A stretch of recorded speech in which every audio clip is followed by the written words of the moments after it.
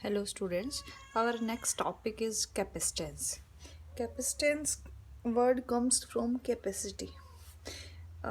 Capacity of anything, capacity of any conductor. So capacitance is basically the measure of ability of conductor to store electric charge. Means कोई conductor जो है कितना charge store कर सकता है, उस ability को मेजर करना, that is called electrical capacitance.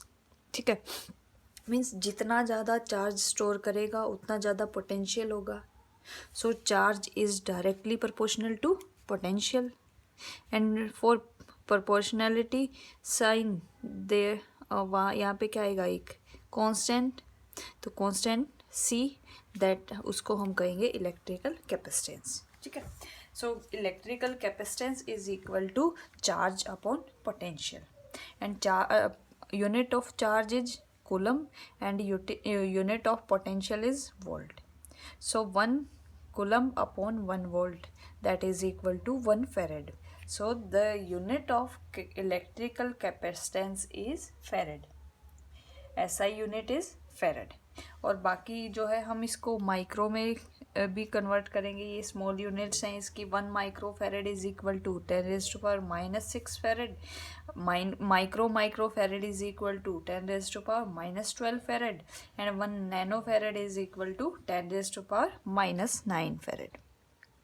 And what is the definition of 1 farad? So capacitance of conductor is said to be 1 farad when 1 coulomb of charge is given to raise its potential by 1 volt. ठीक है, जब हम 1 coulomb charge देंगे potential को 1 volt increase करने के लिए, that is called 1 फेरेड। तो जो कैपेसिटेंस होता है that depends on shape and size of the conductor and nature of the medium. Size, shape और नेचर ऑफ मीडियम पे डिपेंड करता है, लेकिन कंडक्टर के मटेरियल पे डिपेंड नहीं करता। मटेरियल जो है वो कंडक्टर किसी भी मटेरियल का हो सकता है। Now we will find capacitance of an isolated spherical conductor. तो हमने ये एक आइसोलेटेड स्फेरिकल कंडक्टर लिया जिसकी जो रेडियस है दैट इज़ आर, और चार्ज जो है वो सेंटर पे रखा हुआ है। तो इसके पोटेंशियल हर सरफेस पे क्या होगा, स्फेरिकल जो ये कंडक्टर है इसके हर पॉइंट पे जो है पोटेंशियल क्या होगा, हमने फाइंड किया था, that is Q/4πε0r and capacitance is equal to Q/V। So put the value of V here. So Q से Q cancel. So capacitance of isolated spherical conductor is 4πε0r. Means capacitance is directly proportional to the radius of spherical conductor. जितना radius ज़्यादा होगा उतना capacitance जो है ज़्यादा होगा, जितना रेडियस कम होगा उतना कम होगा। Next, what is the principle of capacitor? Capacitor का प्रिंसिपल होता है कि जब हम किसी कंडक्टर के पास अनचार्ज्ड कंडक्टर लेके आते हैं, ठीक है, तो क्या होता है, उस जो पहले वाला होता है उसका पोटेंशियल जो है वो इंक्रीज हो जाता है। पोटेंशियल जो है इंक्रीज हो जाता है, उसकी जो कैपेसिटी है वो इंक्रीज हो जाती है। मीन्स हम इसको कैसे समझेंगे, हमने एक इंसुलेटेड मेटल प्लेट ली जिसका नाम हमने ए दिया है, उस पर हमने जो है +Q चार्ज हमने उसको दिया। हमने उसको जब तक चार्ज दिया जब तक कि वो मैक्सिमम नहीं हो गया, मीन्स हम इससे ज़्यादा अब उसको चार्ज नहीं दे सकते। अब क्या किया, इसके पास एक इंसुलेटेड मेटल प्लेट लेके आई बी, ठीक है, तो बी लेके आई तो यहाँ भी क्या पॉजिटिव चार्ज है। अब ए इस प्लेट पे जो है एक चार्ज इंड्यूस होगा इस चार्ज के कारण, कौन सा, नेगेटिव। यहाँ नेगेटिव इंड्यूस हुआ है तो इस वाले पॉइंट पे क्या होगा, पॉजिटिव।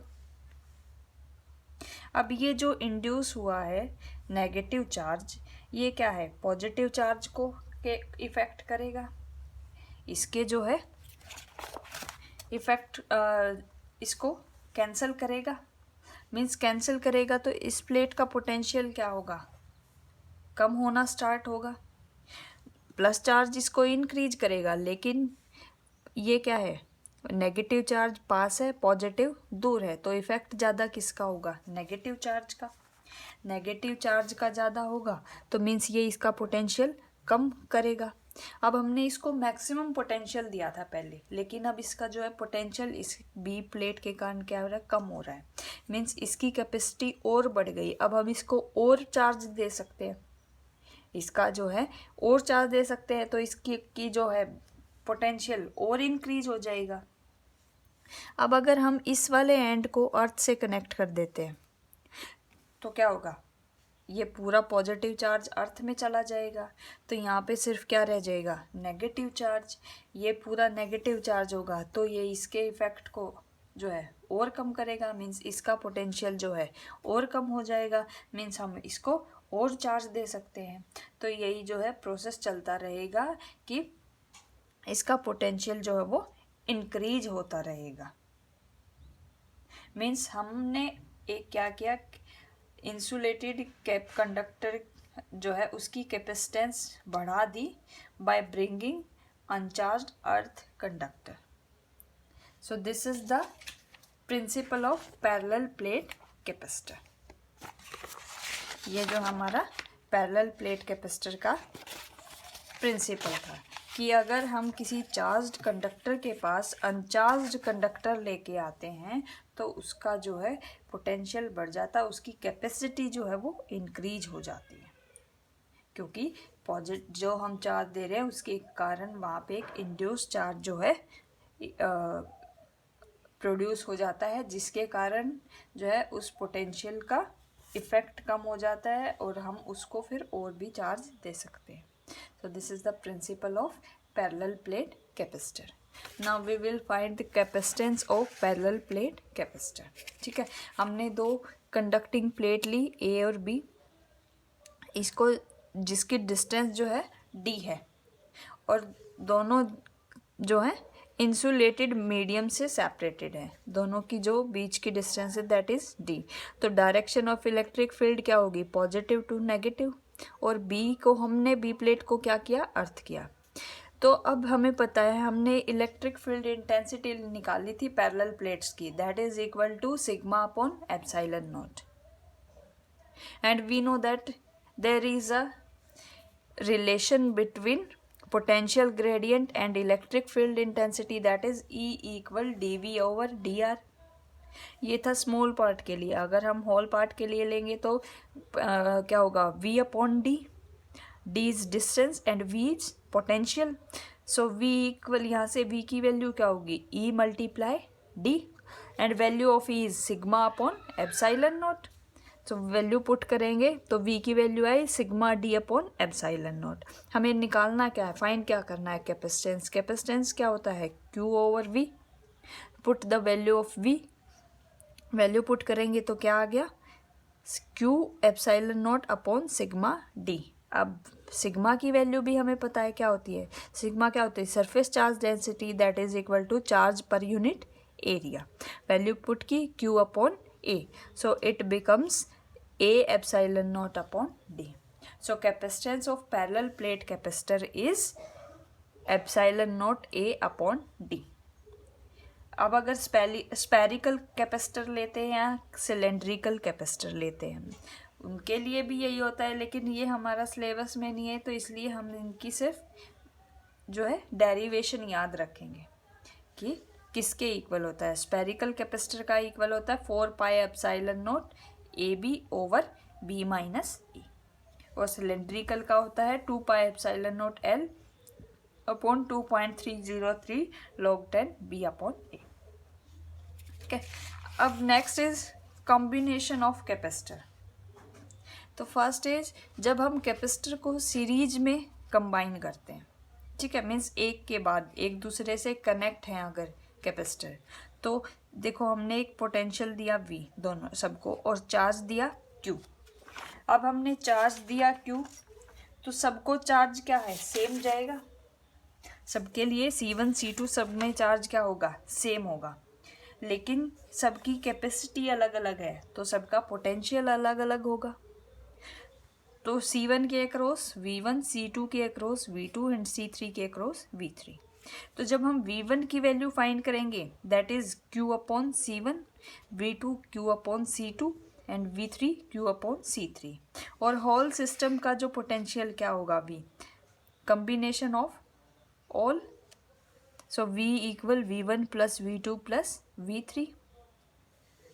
अच्छा, पूरे कम्बिनेशन का अगर हम देखें तो उसका क्या होगा, Q ओवर CS बीज serial capacitance, series capacitance sorry. जब कैपेसिटर जो है सीरीज में है तो उसके लिए हम CS यूज करेंगे। तो ये Q over C1 plus Q over C2 plus Q over C3। तो Q कैंसिल हो गया तो value is 1/CS equal 1/C1 plus 1/C2 plus 1/C3। तो जब कैपेसिटर सीरीज में होगा तो क्या होगा, उनका रेसिप्रोकल का सम होगा।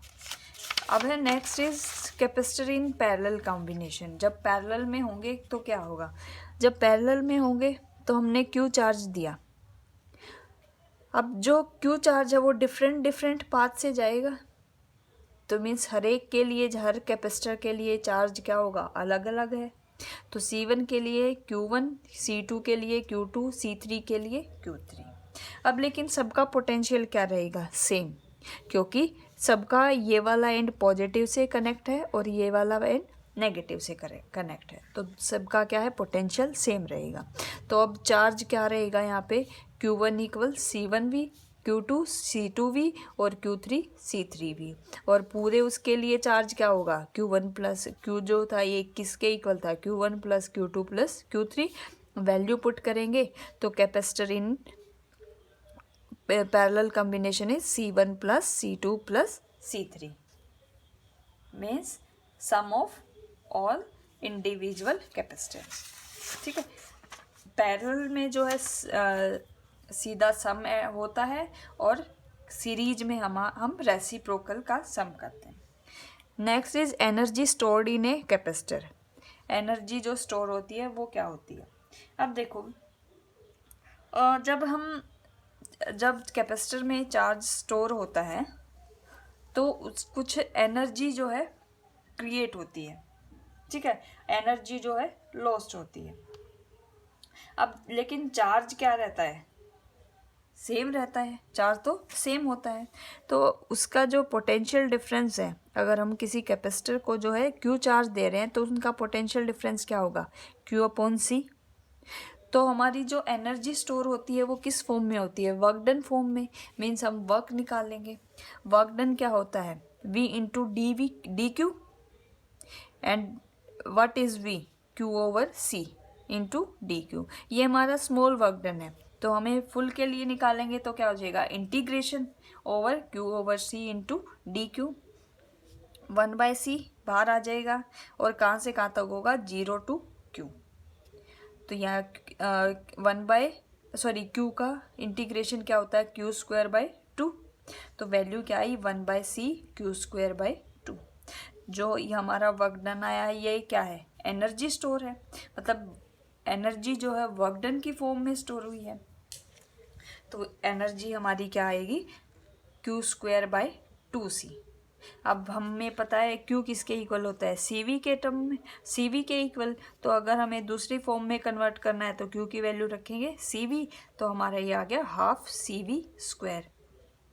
और CV को अगर Q रखे तो ये आ गया हाफ QV। मीन्स हमारी Q की टर्म में भी आ गया, Q और C के कॉम्बिनेशन में भी आ गया, C और V के में भी आ गया और Q और V के में भी आ गया। तो सब क्या होंगे, सेम। फिर है next is energy stored in combination of capacitor.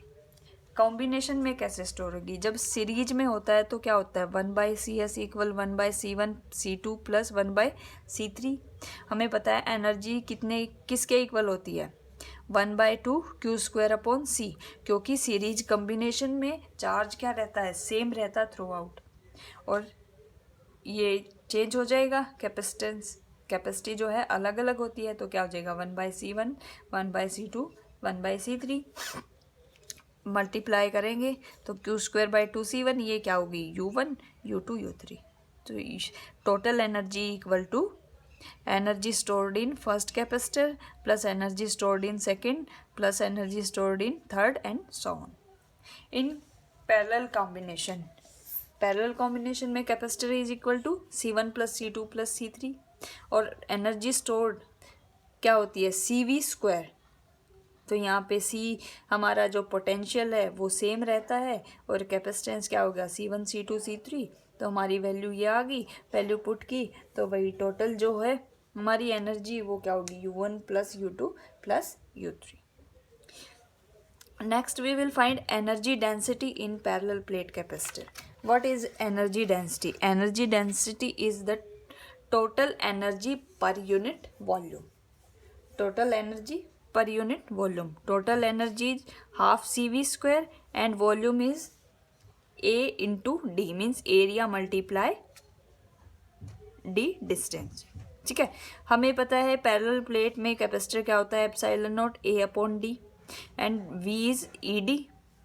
So put the value of C and V here, तो ये हमारी वैल्यू आ गई half epsilon naught E square.